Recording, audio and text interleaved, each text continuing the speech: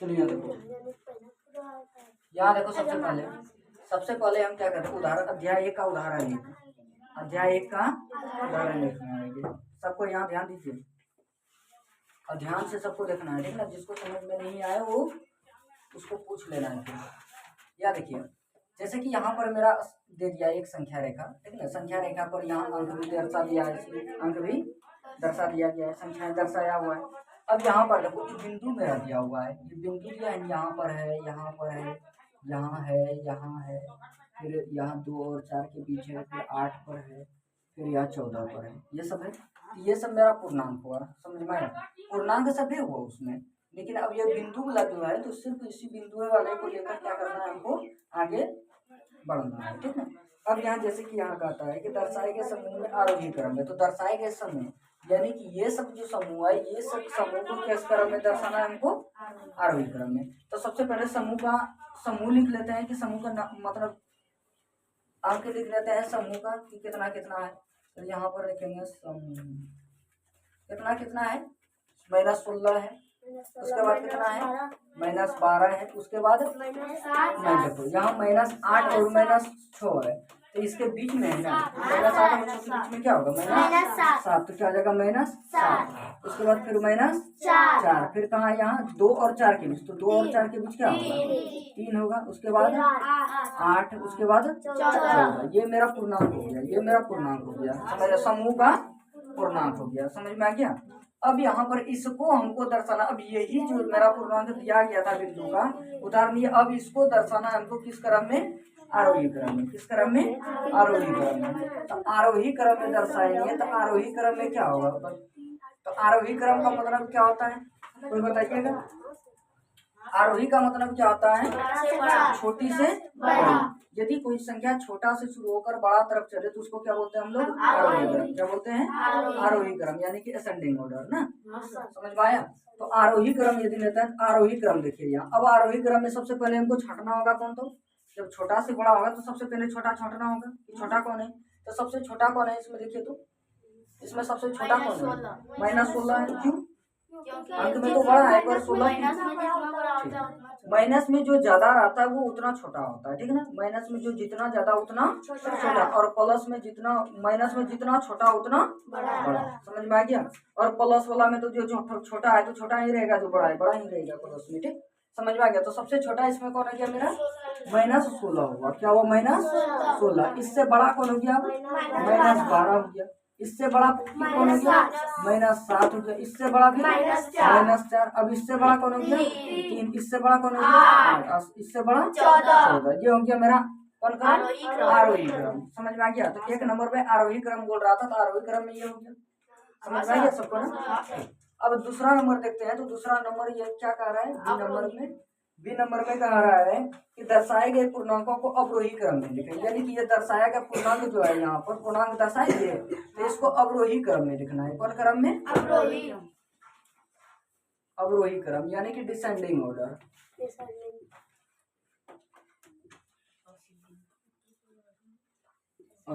आरोही क्रम को कहता है असेंडिंग ऑर्डर कहता है, ठीक है ना, समझ में आया। अब ये डिसेंडिंग ऑर्डर में लिखना है। तो डिसेंडिंग ऑर्डर मतलब क्या होता है कि अवरोही क्रम यदि बोले तो अवरोही क्रम में क्या होता है कि कोई संख्या यदि बड़ा से शुरू हो और छोटा तरफ चले तो उसको क्या बोलते हैं हम, क्या बोलते हैं, अवरोही, यानी कि डिसेंडिंग ऑर्डर। क्या बोलते हैं, डिसेंडिंग ऑर्डर, समझ में आ गया। यानी कि एक लार्जेस्ट नंबर से शुरू होते हुए वो स्मॉलेस्ट नंबर तरफ से यदि चले तो उसको हम लोग क्या बोलते हैं, डिसेंडिंग। तो लार्जेस्ट मतलब बड़ा और स्मॉलेस्ट मीन छोटा, यानी बड़ा से छोटा। तो बड़ा से छोटा हुआ तो सबसे पहले चुनना होगा बड़ा मेरा कौन है, ये ना। तो इस समूह में से सबसे बड़ा कौन है, 14 है, क्योंकि वो प्लस में है और सबसे ज्यादा भी है 14। अब इससे बड़ा कौन हो गया, इससे छोटा, इससे बड़ा नहीं, इससे छोटा, इससे छोटा 8। अब इससे छोटा 3, इससे छोटा -4, इससे छोटा -7, इससे छोटा -12, इससे छोटा -16 हो गया। ये समझ में आ गया, समझ में आ गया। किसी को कोई दिक्कत, एक चीज हमेशा याद रखिएगा कि यदि आरोही क्रम बोले ना तो इसका चिन्ह इधर से होगा, किधर से, इधर से। और अवरोही बोले ना तो इसका चिन्ह इधर से होगा, ठीक, समझ में आ गया। किसी को कोई दिक्कत, बन जाएगा ये, चलिए। यदि किसी को उतारना है तो उतार सकते हैं। यहाँ देखिए, सबसे पहले हमें क्या कर लेते हैं कि ये जैसे उदाहरण 2 में दिया है, ये दे दिया है ना संख्या रेखा, और संख्या रेखा पे दे दिया है शिमला का तापमान। ये जगह जगह का तापमान है, क्या है, तापमान डिग्री सेल्सियस में है, ठीक ना। क्वेश्चन में देखो क्या कह रहा है, क्वेश्चन में जैसे पढ़ते हैं तो क्वेश्चन में कहता है कि विभिन्न स्थानों के तापमान को डिग्री, यानी कि विभिन्न स्थान का तापमान जो है डिग्री सेल्सियस में दर्शाया गया है। किसमें? डिग्री सेल्सियस में। अब कहता है संख्या रेखा पर दर्शाया गया, संख्या रेखा पर है, संख्या रेखा पर क्या है, विभिन्न स्थानों का दर्शाया गया। अब क्वेश्चन देखो क्या कर रहा है, तो सबसे पहले क्वेश्चन के पहले हम क्या कर लेते हैं कि संख्या रेखा से जो जगह का तापमान है, तापमान को अलग कर लेते हैं। क्या करते हैं, हर जगह लिख लेते हैं कौन जगह का कितना तापमान है। जैसे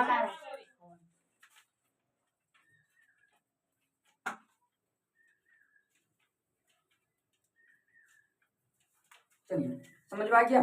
तो सबसे पहले हम क्या निकाल लेते हैं इसमें, शिमला। तो शिमला का तापमान कितना है, 4 डिग्री सेल्सियस। शिमला का तापमान हो गया -4 डिग्री सेल्सियस। कितना? -4 डिग्री सेल्सियस। उसके बाद आ गया ऊटी, कौन आ गया, ऊटी का तापमान कितना हो गया, 3 डिग्री सेल्सियस। उसके बाद कौन है, श्रीनगर। कौन है, श्रीनगर। श्रीनगर का कितना हो गया, 8 डिग्री सेल्सियस हो गया। और उसके बाद दिल्ली, 14 डिग्री सेल्सियस। दिल्ली का कितना हो गया, 14 डिग्री सेल्सियस। समझ में आ गया। यहाँ पर स्थानों का हम तापमान पहले लिख लिए। अब स्थानों का तापमान लिखने के बाद अब क्वेश्चन पे आ जाते हैं। किस पर आते हैं हम, क्वेश्चन पे। तो क्वेश्चन 1 नंबर में कहता है कि संख्या रेखा को देखिए और इसका अंकित स्थानों का तापमान। तो 1 नंबर का ये हो गया मेरा उत्तर, ठीक है। कहता संख्या रेखा पर देखना है और स्थानों का तापमान लिखना है। तो स्थानों का तापमान तो लिख दिए ना, तो 1 नंबर हो गया इसमें, ठीक ना।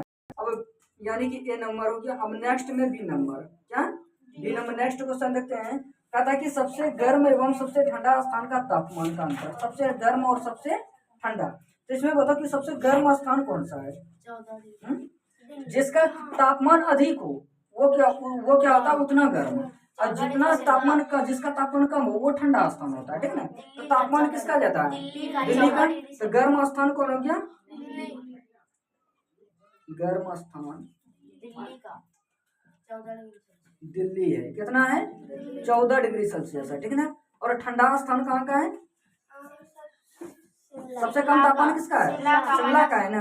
तो ठंडा स्थान कौन हो गया, मेरा शिमला हो गया। कितना है, -4 डिग्री सेल्सियस। अब कहता है दोनों का अंतर, दोनों का अंतर, तो यानी कहेंगे दोनों का अंतर। तो दोनों का अंतर लिखेंगे तो कितना हो जाएगा, देखते हैं। दोनों का अंतर, तो अंतर ज्ञात करना है ना। तो अंतर ज्ञात करेंगे तो इसका कितना है, 14 डिग्री सेल्सियस, और इसका कितना है, अंतर मतलब होता है घटाव। अंतर मतलब क्या होता है, घटाव। तो घटाव इंटू इसमें भी एक घटाव है। एक तो अंतर का क्वेश्चन का हुआ घटाव, मैंने बोला अंतर, तो उसका अंतर हो गया, और प्लस में एक माइनस, इसमें भी, ये भी तो है ना। तो इसमें इसको घटाना, अंतर मतलब कि इसमें इसको घटाना है ना। तो दोनों का अंतर कितना है, तो दोनों का अंतर नहीं है, तो यहाँ पर कितना, 14 डिग्री सेल्सियस, और यहाँ माइनस है, तो माइनस कितना हो गया, 4 डिग्री सेल्सियस। समझ में आ गया। तो कितना हुआ, 14 डिग्री सेल्सियस, और यहाँ माइनस और यहाँ माइनस, तो दो माइनस क्या होता है, प्लस होता है वो ना। 2 माइनस 1 प्लस, तो 1 प्लस हो गया 4 डिग्री सेल्सियस। तो कितना हो गया, 14 और यहाँ 4, तो टोटल कितना हो गया, 18। यानी कि सबसे ठंडा, गर्म और सबसे ठंडा स्थानों का तापमान का अंतर कितना है, 18 डिग्री सेल्सियस। यहाँ लिखेंगे अतः सबसे गर्म व सबसे ठंडा स्थानों के तापमान का अंतर, तापमान का अंतर 18 डिग्री सेल्सियस है। बस हो गया, समझ में आ गया। किसी को कोई दिक्कत यहाँ तक नहीं, ठीक। अब इसका बी नंबर बनाते हैं, सी नंबर। क्या, कौन सा, सी नंबर बनाते हैं। तो सी नंबर में कहता है कि क्या हम कह सकते हैं कि शिमला और श्रीनगर का तापमान, शिमला और श्रीनगर का। तो शिमला का तापमान कितना है, पहले देख लेते हैं। शिमला का है कितना, शिमला हो गया कितना, -4 डिग्री सेल्सियस, और श्रीनगर का कितना हो गया, 8 डिग्री सेल्सियस। यहाँ तक हो गया। अब कहता है आगे, क्या हम कह सकते हैं कि शिमला और श्रीनगर के तापमान का योग शिमला के तापमान से कम है। यानी कि दोनों का यदि अति कर देंगे, जोड़ देंगे, तो शिमला से क्या होगा, वो कम होगा, ठीक है ना। तो दोनों को जोड़ेंगे तो कितना होगा, दोनों का योग, दोनों का योग, तो योग निकालते हैं कितना होगा, -4 डिग्री सेल्सियस और प्लस में यहाँ 8 डिग्री सेल्सियस, यानी कितना होगा, +4 डिग्री सेल्सियस बचा, +4 डिग्री बचा ना। अब कहता है कि शिमला के तापमान से कम है, तो शिमला के तापमान से कम है या अधिक है, शिमला, ये दोनों का योग जो निकाले, श्री शिमला और श्रीनगर का तापमान का योग निकाले तो कितना एक नंबर 4 डिग्री सेल्सियस। अब कहता है कि ये 4 डिग्री सेल्सियस जो है शिमला के तापमान से इसका कम है कि ज्यादा है, तो यहाँ पर क्या हो जाएगा बताओ, अधिक है ना। यहाँ माइनस में 4 डिग्री सेल्सियस है, ये प्लस में 4 डिग्री सेल्सियस है, तो प्लस वाला है तो अधिक ना हो जाएगा। तो यहाँ पर बोलेंगे कि किसका अधिक हो जाएगा, तब श्रीनगर का अधिक होगा। शिमला और श्रीनगर के तापमान में श्रीनगर का तापमान अधिक होगा, कम नहीं होगा बल्कि अधिक होगा। क्या लिखेंगे, अतः शिमला एवं श्रीनगर के तापमानों के योग से श्रीनगर का तापमान अधिक होगा, श्रीनगर का तापमान अधिक होगा। समझ में आ गया। किसी को कोई दिक्कत, यदि किसी को कोई दिक्कत हो तो अभी पूछ सकते हैं, सब समझ जाएगा, सबको समझ में आ गया। ठीक, जिसको उतारना है वो उतार लीजिए। देखो यार, हम कोई भी पूर्णांक को 3 विधि से जोड़ते हैं, कितना विधि से, 3 विधि से। कोई भी पूर्णांक यदि नहीं तो पूर्णांकों का यदि योग निकालना हो हमको 3 विधि से हम उसको जोड़ सकते हैं, ठीक है ना। या तो दोनों धनात्मक योग, या तो दोनों ऋणात्मक हो, या तो एक धनात्मक या एक ऋणात्मक हो। समझ में आया, इसके अलावा और कोई दूसरा नहीं है। या तो धनात्मक हो दोनों, या तो दोनों ऋणात्मक हो, या तो एक धनात्मक दूसरा ऋणात्मक हो। समझ में आ गया। ये 3 विधि से हम किसी भी पूर्णांकों का योग निकालते हैं। कौन कौन विधि, देखिए, पूर्णांकों का यदि हमको योग निकालना है, क्या निकालना है, पूर्णांकों का योग यदि निकालना है तो पूर्णांकों का योग निकालने के लिए हमको 3 विधि होती है। पहला क्या कि 2 धनात्मक पूर्णांकों का योग, यानी कि दोनों धनात्मक ये पूर्णांक हो, जैसे प्लस और प्लस में रहे तो प्लस प्लस से निकाल सकते हैं, ठीक है ना। समझ में आया, इस तरह जोड़ के निकाल सकते हैं। दूसरा नंबर है कि 2 ऋणात्मक पूर्णांक, यानी कि माइनस और माइनस, तो इस तरह भी यदि कोई पूर्णांक जैसे -3 रहा, प्लस -4 रहा, इस तरह भी तो निकाल सकते हैं। -3 और प्लस -4 यानी -7, इस तरह भी निकाल सकते हैं योग। समझ में आ गया। तो यदि एक प्लस मतलब कि प्लस प्लस में हो तो प्लस प्लस से भी पूर्णांकों का योग निकाल सकते हैं। दूसरा नंबर, यदि पूर्णांकों को हम 2 ऋणात्मक क्रम में लेते हैं तो ऋणात्मक क्रम से भी हम क्या निकाल सकते हैं, पूर्णांकों का योग निकाल सकते हैं। और उसके बाद तीसरा नंबर होती है, यह एक धनात्मक हो, एक क्या हो, धनात्मक हो, और दूसरा यदि एक ऋणात्मक हो तो इससे भी हम क्या कर सकते हैं, योग निकाल सकते हैं। समझ में आ गया। किसी को कोई दिक्कत, तो पूर्णांकों को कितने क्रम में हम मतलब कि पूर्णांकों का योग हम कितने क्रम से निकाल सकते हैं, 3 क्रम से। पहला कौन कौन, प्लस प्लस, दूसरा माइनस माइनस और एक प्लस और माइनस, इसके अलावा बाकी दूसरा कोई विधि नहीं है। ठीक, समझ में आ गया। अब यहाँ आगे देखते हैं क्वेश्चन पे। ए नंबर में कहता है जैसे दो धनात्मक पूर्णांकों का योग यदि निकालना हो, तो 2 धनात्मक पूर्णांक यदि योग निकालना हो, जैसे दे देगा +4 इंटू में दे देगा +5, इस तरह दे दिया, तब कैसे निकालेंगे। तब यहाँ पर एक चीज याद रखिएगा हमेशा इधर कि यदि एक प्लस और प्लस रहे तो क्या होता है, इसका प्लस ही होता है। एक प्लस में रहे, माइनस में रहे और दूसरा भी माइनस में रहे तो क्या होता है, प्लस होता है। एक प्लस में रहे और दूसरा माइनस में रहे तो क्या होता है, माइनस। तो एक माइनस में रहे और फिर प्लस में रहे दूसरा माइनस होता है। ये 4 हमेशा याद रखिएगा, हमेशा के लिए, ठीक ना। ये लाइफ टाइम के लिए कभी भी जितना दिन तक मैथ बनाते रहिएगा तब तक इसको ये काम देगा, ठीक है ना। समझ में, जिस दिन मैथ बनाना छोड़ दीजिएगा उसी दिन ये भी काम देना छोड़ जाएगा। अब मैथ बनाना कब छोड़ेगा, जब तक जिंदा रहिएगा तब तक तो मैथ नहीं छूटेगा। कहीं दुकान भी जाएंगे तो दुकान में भी क्या होगा, सामान खरीदते हैं तो उसमें भी तो जोड़ घटाव का काम लगेगा, है। तो इसलिए जब तक जिंदा रहेंगे तब तक तो छोड़ेगा नहीं ये पीछा, ठीक है ना। इसलिए जब तक जिंदा रहेंगे तब तक इसको याद रखना है, ठीक। समझ में आ गया। जिस दिन भगवान के पास चले गए उस दिन इसको छोड़ देना है यहाँ दूसरे के लिए, ठीक। समझ में आ गया। अब यहाँ पर देखिए, तो 2 को प्लस होता है तो 2 को प्लस के बदले में क्या होता है, प्लस प्लस प्लस होता है। दो माइनस होता है तो दो माइनस के बदले क्या होता है, प्लस होता है। क्या होता है, प्लस होता है, ठीक ना। और एक माइनस और एक प्लस रहे तो उसका मतलब क्या होता है, माइनस होता है। और एक माइनस और दूसरा प्लस हो तो वो क्या होता है, माइनस होता है। ठीक, समझ में आ गया। अब यहाँ पर जैसे कि दो धनात्मक पूर्णांक में ले लिया +4 और प्लस इंटू +5 ले लिया, तो +4 यहाँ हो गया और प्लस और प्लस तो दो को प्लस क्या होता है, प्लस होता है ना, +5 यानी कितना हुआ, +9 हुआ। समझ में आ गया, किसी को कोई दिक्कत। और यदि एक ऋणात्मक पूर्णांक ले लेगा, कौन ले लेगा, ऋणात्मक दो को पूर्णांक लेगा, जैसे मैं ले लेगा -4, ठीक ना, और माइनस इंटू प्लस इंटू -3 ले लिया, प्लस इंटू -3 ले लिया, तब कितना होगा, तो -4 हो गया। और प्लस माइनस तो प्लस माइनस क्या हुआ, माइनस हुआ, -3 हो गया, यानी -4 -3 कितना हुआ, -8। तो ये भी तो ये एक प्रकार का योग हुआ नहीं होगा। समझ में आया, किसी को कोई दिक्कत इस तरफ। और तीसरा, यदि पूर्णांक लेते हैं एगो प्लस में एगो माइनस में, तो एगो प्लस में ले लेते हैं 4, ठीक ना, दूसरा लेते हैं माइनस में, प्लस इंटू माइनस ले लेते हैं 3, ये ले लिए, तो यहाँ कितना हुआ 4, और दूसरा अंक किसमें लिए, माइनस में, तो मैं प्लस माइनस क्या हो गया, -3 हो गया, तो यहाँ 4 में 3 गया 1, तो ये भी तो कि यौगिक ना इसका पूर्णांकों का। समझ में आ गया, किसी को कोई दिक्कत इसमें, ठीक है। अब यहाँ पर क्वेश्चन में आओ तो उदाहरण 1 जैसे देखो, उदाहरण 1 में ये उदाहरण लेके चला है, बन जाएगा ये, ठीक है। दूसरा नंबर में कहता 56 प्लस 3, उदाहरण इसका लिया है दूसरा नंबर में, 56 प्लस कितना है, 73। तब कहता है दोनों क्या है, इसके आगे कुछ नहीं तो जोड़ है, इसके आगे तो जोड़ ऑलरेडी है, ये है ना, तो जोड़ है तो क्या होगा, जोड़े होगा, तो जोड़ होगा तो कितना होगा, 56 53 6 3 9 हो गया, और 7 5 12, यानी कि 129 हो गया। समझ में आ गया, ये कैसे जोड़े समझ में आया। पहले देखो इसका अंतिम और इसका अंतिम लिया, तो 6 3 कितना हुआ 9, और इसका ये दूसरा है, इसका तो दाई नहीं है, तो 7 और 5 12, इसके बाद कोई अंक नहीं है ना, तो नहीं है, तो 12 के 12 ले लिए। समझ में आ गया। उसके बाद देखिए इसका सी नंबर में दिया है, नहीं दिया है, 2 इनको दिया है, ठीक ना। अब बी नंबर का इसका उदाहरण दिया है, तो इसका उदाहरण में जैसे लिया है ए नंबर में कितना उदाहरण दिया है इसका, बताइए, -6 है, और प्लस इंटू कितना -7 है, ये ना, यानी कि दो ऋणात्मक, तो देखो दोनों ऋणात्मक पूर्णांक में है, दोनों ऋणात्मक पूर्णांक में है, तो कितना हो जाएगा, -6 हो गया इधर, और प्लस और माइनस हो गया तो कितना होगा, -7, यानी कि -6 और -7 को ऐड करेंगे तो कितना होगा, -13 होगा। समझ में आ गया, किसी को कोई दिक्कत इसमें। इसका बी नंबर में क्या लिया है, बी नंबर में बताइए क्या लिया है, -56 है, -56 है, प्लस इंटू माइनस कितना है, -73 यानी 73 है, ठीक ना। तो यहाँ पर कितना हो गया, -56 यानी 56 हो गया, और प्लस में माइनस इंटू 73 यानी 73 हो गया, ठीक ना।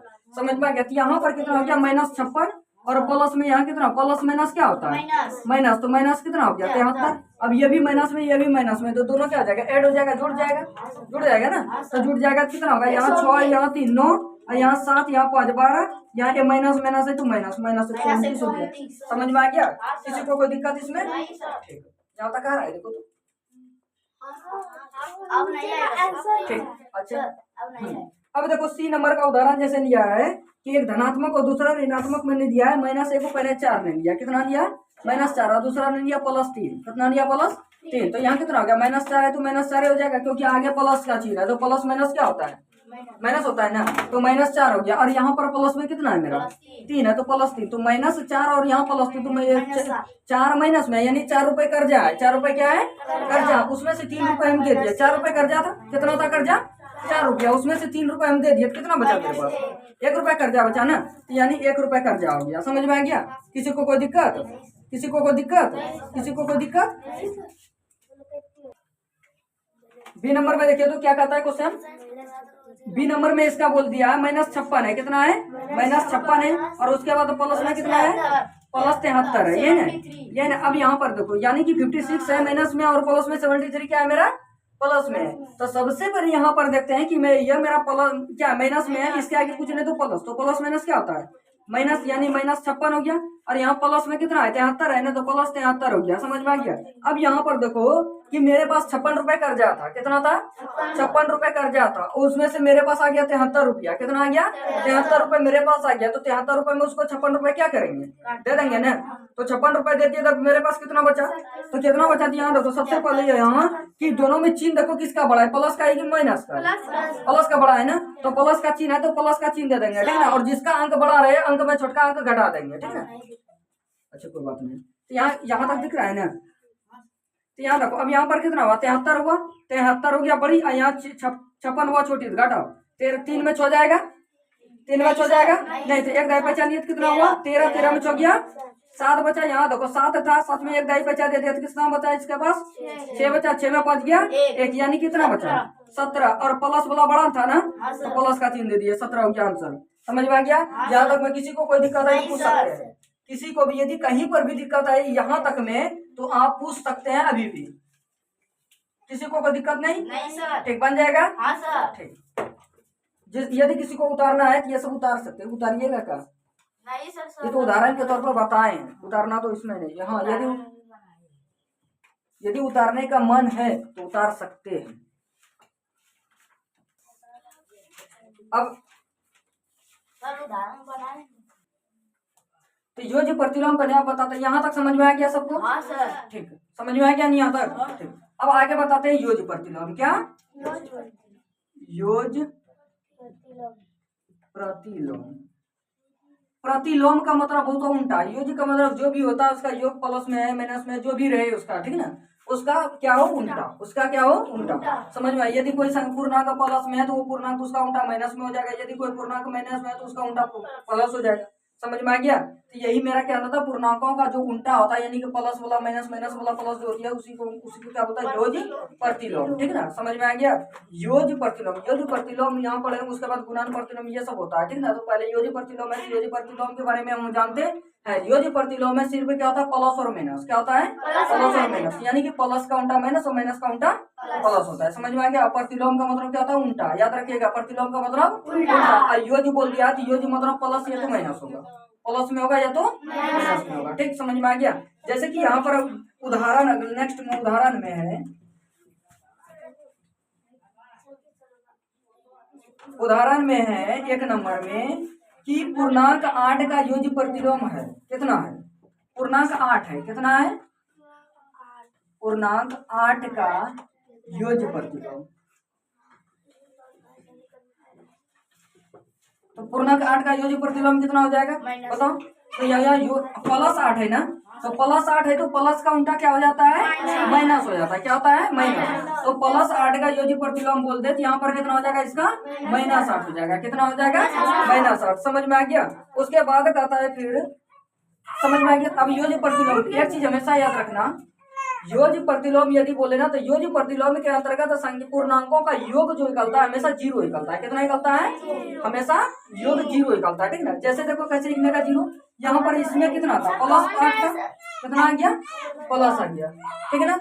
यहाँ पर कितना आ गया ले जल्दी, यहाँ पर कितना आ गया प्लस 8 हो गया। अब इसका योज्य प्रतिलोम क्या है तो माइनस 8 लेंगे तब ना उसका योग 0 आएगा। योज्य प्रतिलोम में हमेशा याद रखना कि योज्य प्रतिलोम में संख्याओं का यानी पूर्णांकों का योग जो होता है 0 के बराबर होता है, किसके बराबर 0 के बराबर। तो यहाँ यदि हम प्लस लिए प्लस 8 लिए तो यहाँ दूसरा माइनस 8 लेंगे तब ना मेरा 0 होगा।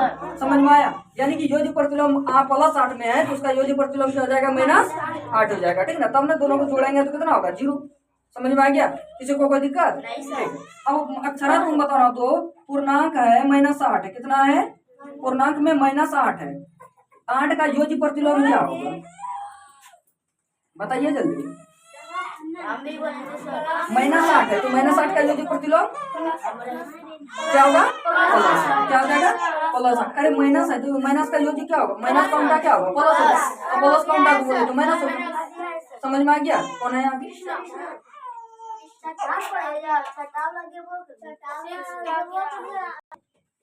तो -8 का योज्य प्रतिलोम कितना हो गया +8, तब ना यहाँ पर -8 हो गया और यहाँ पर +8 है यहाँ, तो +8 को जोड़ेंगे तो 0 होगा।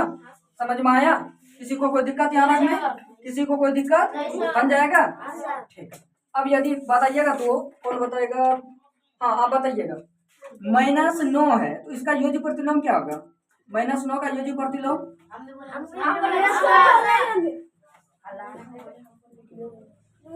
-9 का योज्य प्रतिलोम क्या होगा बताइए आप। -9 है तो -9 का योज्य प्रतिलोम अरे गधा कहाँ रहता है ध्यान रे, यहाँ जो बता रहे ध्यान कहाँ है आपका, कहाँ है ध्यान। अभी दो उदाहरण बताइए, इतना आसान है। देखो यहाँ -9 है तो -9 का योज्य प्रतिलोम बोल रहा है ना, तो योज्य प्रतिलोम -9 का अंक वही रह जाएगा, ठीक ना। लेकिन यहाँ पर माइनस की जगह सिर्फ क्या हो जाएगा, प्लस हो जाएगा। क्या हो जाएगा, प्लस हो जाएगा, ठीक ना। तो -9 का योज्य प्रतिलोम +9 होगा। कितना होगा, +9। समझ में आया, राखी समझे, ठीक। राखी तुम बताओ +5 का योज्य प्रतिलोम क्या होगा।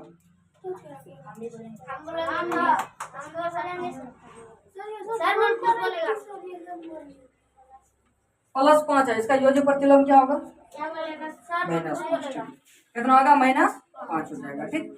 समझ में आ गया। यानी योज्य प्रतिलोम बोले तो चिन्ह का सिर्फ उल्टा कर देना, चिन्ह का उल्टा कर देना, ठीक है। यदि कोई पूछे कि -95 है, कितना है, -95, यहाँ 5 था, यहाँ 95 आ गया, तो कितना 90 ज्यादा हो गया ना। तो 90 ज्यादा हो गया तो ज्यादा हो गया, तब यह दूसरा तरह बनेगा का योज्य प्रतिलोम कितना होगा, बताओ कितना होगा, 95 ही होगा, ठीक। अरे कितनों बड़ा संख्या रहे, 90 ज्यादा रहे कि 9000 ज्यादा रहे कि 9 करोड़ रहे, कितनों भी ज्यादा रहे, ठीक है ना। सीधा जो अंक का बोलेगा योज्य प्रतिलोम वो अंक लेना है, और मैं उसका चिन्ह का सिर्फ उल्टा कर देना है, ठीक। समझ में आया। संख्या कोई भी हो उससे मतलब नहीं है, 5 रहे कि 95 रहे, उससे मतलब हमको नहीं है, ठीक। समझ में आ गया, किसी को कोई दिक्कत। चलो अब तुम बताना -7 का योज्य प्रतिलोम क्या होगा।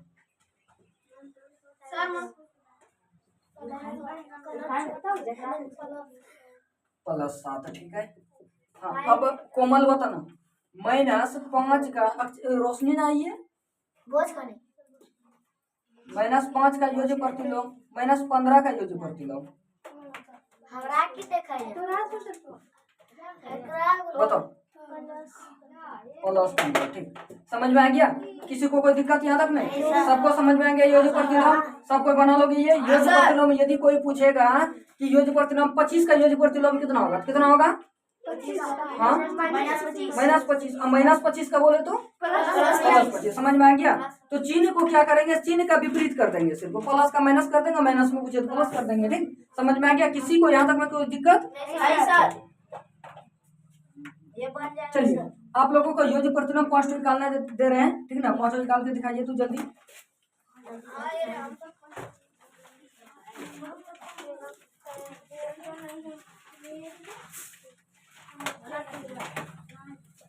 -14, दूसरा नंबर -19 +19, -119, चौथा नंबर में 2 +249, और 5वां नंबर में है 3042। इसका योज्य प्रतिलोम निकालना है, निकालिए।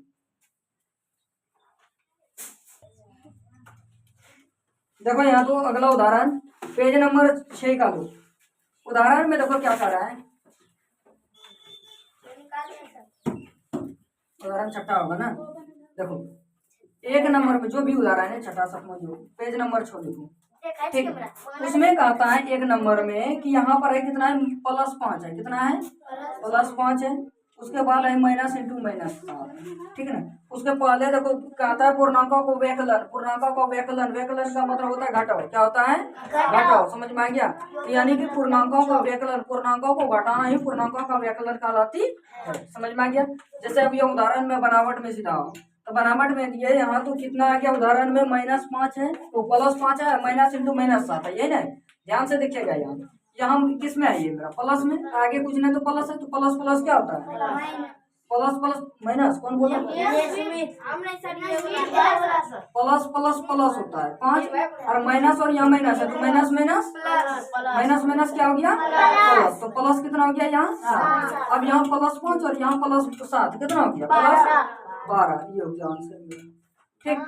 समझ में आ गया, समझे। दूसरा नंबर में इसका कहता है कि 9 - 4 है, कितना है, 9 - 4, तो 9 है और उसमें 4 घट गया, कितना बचा, 5। Direct answer. समझ में आ गया, किसी को कोई दिक्कत, किसी को यहाँ तक कोई दिक्कत, ठीक है। अब यहाँ पर नेक्स्ट उदाहरण देखो, इसका नेक्स्ट उदाहरण में है रिक्त स्थानों को बड़ी छोटी, रिक्त स्थानों को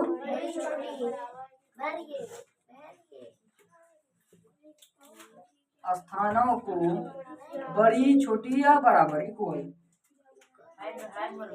भरिए, यानी कि बड़ी छोटी बराबर भरना है, ठीक ना।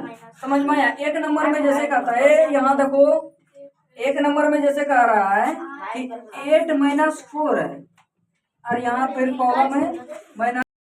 अब कहता है कि ये LHS बड़ा है कि RHS बड़ा है, कौन बड़ा है, ये बड़ा है कि वो बड़ा है। तो अब यहाँ अब पहले 2 अंक में है तो इसको पहले 1 अंक में सरल कर लेते हैं, 1 अंक में निकाल लेते हैं। 1 अंक में निकालने के बाद ना पता चलेगा कि मेरा कौन बड़ा है कौन छोटा है। तो सबसे पहले यहाँ पर देखिए, यहाँ पर मेरा कितना है +8 है, यहाँ -4 है, तो 8 में 4 गया 4, और इधर कितना हो गया -3। अब यहाँ +4 बड़ा कि -3 बड़ा, +4 बड़ा ना, तो +4 बड़ा है तो क्या हो जाएगा, ये इधर से बड़ा, ये वाला चिन्ह बड़ा रहे तो ये वाला चिन्ह, छोटा रहे तो ये वाला चिन्ह, और बराबर रहे तो ये वाला चिन्ह। समझ में आ गया, किसी को कोई दिक्कत? ठीक। अब यहाँ दूसरा नंबर इसका लेते हैं, तो दूसरा नंबर में इसका कितना कह रहा है कि 0 गुना 4, 0 गुना 4, अब फिर इस तरह है, अब फिर 0 + 4। यहाँ देखो कोई भी संख्या यदि रहे, कितनों बड़ा संख्या रहे, चाहे 1 लाख 2 लाख करोड़ 10 करोड़ अरब 10 अरब खरब, कितनों बड़का संख्या ले ले, और यदि उसमें एक बेचारा 0 रह जाए, क्या रह जाए 0 रह जाए, तो वो टोटल को 0 कर देगा, टोटल को 0 कर देगा। मान के चलिए इस तरह दे देगा,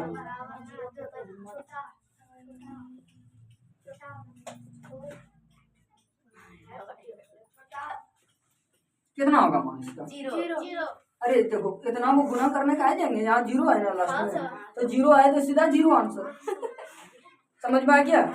तो कोई भी कितना बड़ा पूर्णांक गुना में या भाग में रहे, गुना या भाग में रहे, और यदि उसमें वो 0 आ जाए, गुना में आ जाए या भाग में आ जाए, ठीक है ना, तो दोनों में किसी में भी आ जाए तो उसका मान हमेशा क्या होगा 0 ही होगा। ठीक है, समझ में आ गया। तो यहाँ देखो इतना बड़ा हमको दिया नहीं, हमको दिया है छोटा सा, एक मतलब क्या बोलता है, एक छोटा पेड़ के समान दिया है, ठीक है ना। अब यहाँ 0 गुना 4 है, तो 0 गुना 4 कितना हो गया 0 बन गया ये। अब यहाँ 0 + 4, तो जोड़ में जो रहेगा 0 में जितना जोड़ेंगे तो उतना ही रहेगा। समझ में आया। 0 और 0 + 4, तो प्लस कितना हो गया। अब दोनों में बड़ा कौन है +4 बड़ा है ना, तो +4 बड़ा है तो क्या ये छोटा है ना, तो छोटा है तो ये वाला चीज यानी +4 बड़ा। समझ में आ गया, किसी को कोई दिक्कत? ठीक, इसका 3 नंबर देखिए। 3 नंबर में कहता है कि कितना है +5 है, कितना है प्लस नहीं है रे, -5 है।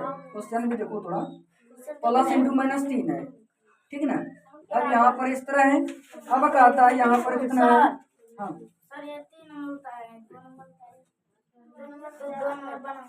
यहाँ जो बनाए